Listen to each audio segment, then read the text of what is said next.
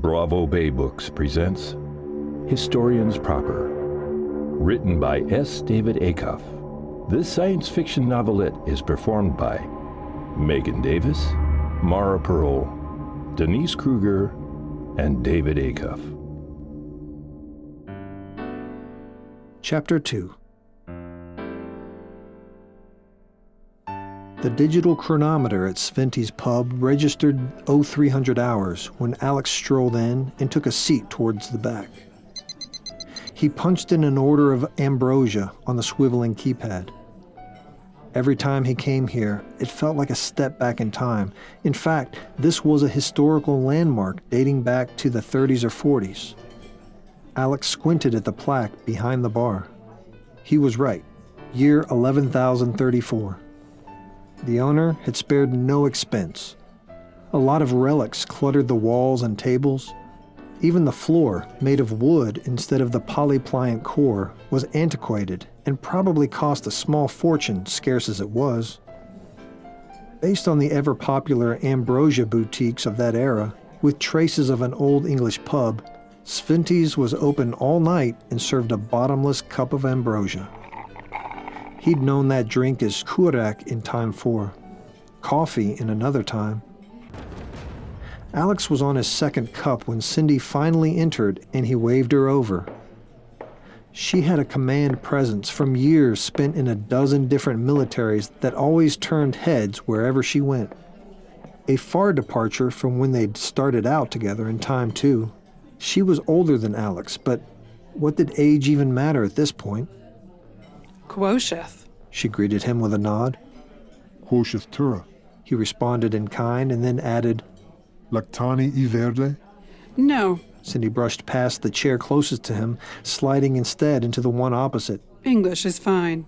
So what's up? Alex asked, puzzled at the brush-off. She swiveled the keypad around and punched in her order and then cut right to the chase.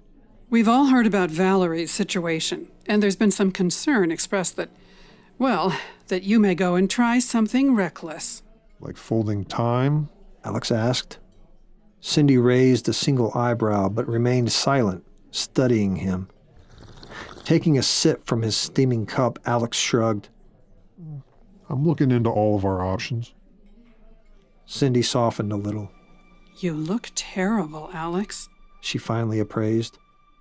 I feel terrible, he admitted, rubbing the back of his neck. That was his Cindy, never one to sugarcoat. How is she? Cindy asked, lowering her business facade even further to let her true concern slip through. Not good. There's no cure.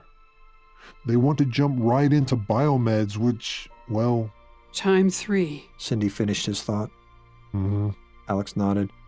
Hypothetically, if the new time travel rumors are true, and if it succeeds, and hypothetically reboots us into time 12, Valerie would have a clean slate.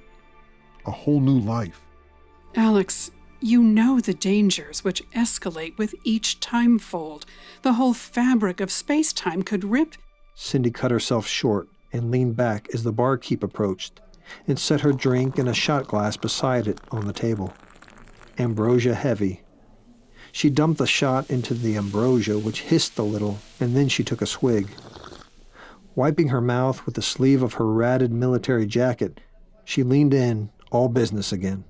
We decided it would be too risky to our operation if we let you in on the next scuttle. Given your emotional involvement, we can't be sure whose side you'd be on. Hypothetically speaking.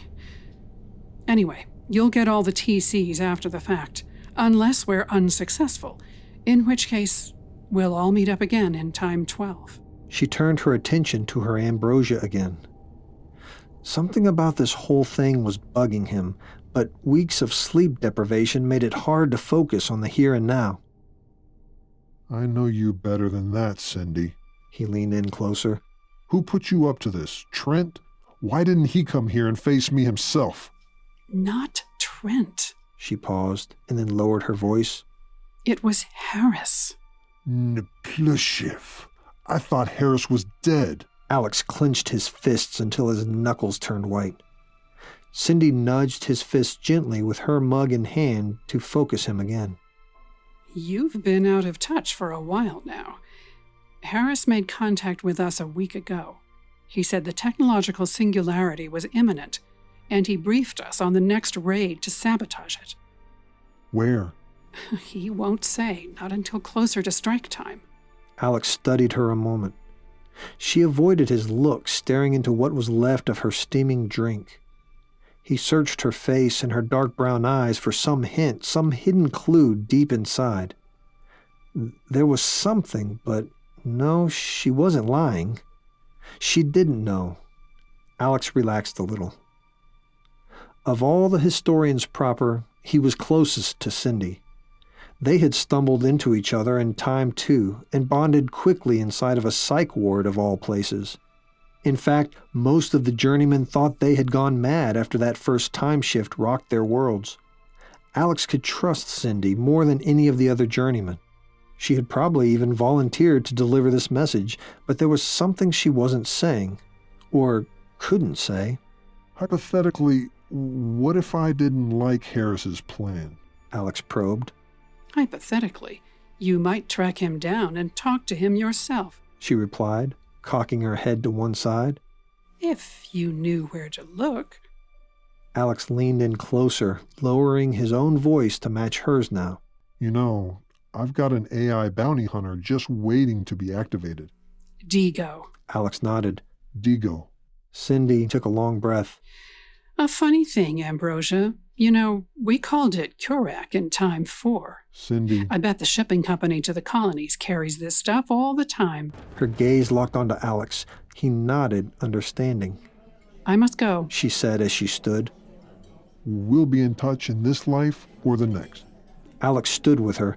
Almost as if on cue, two patrons of the bar stood and walked up behind Cindy. Devin Flinch. Alex swore softly. It was a setup. Cindy's hints were suddenly very obvious. He started forward, but Cindy held up her hand. Please, Alex. The battle is not here. Alex checked himself and then simply said, It's good to see you again, Cindy. The bodyguards walked Cindy to the door. Cindy turned to follow, looking back over her shoulder. Verkosheth. Alex Kor. Cindy nodded slightly. Verkosheth Tura, Syndico. Alex returned the parting compliment and watched her leave. He could hear the roar of several turbines outside as they lifted off and faded into the distance. Alex puzzled over Cindy's cryptic wordplay for a moment and then smiled. He may have missed the hints, but he got the message. All shipments to the colonies went through Generex. Well, if Harris was alive and hiding out at Generex headquarters, then it was time to activate Digo to track him down.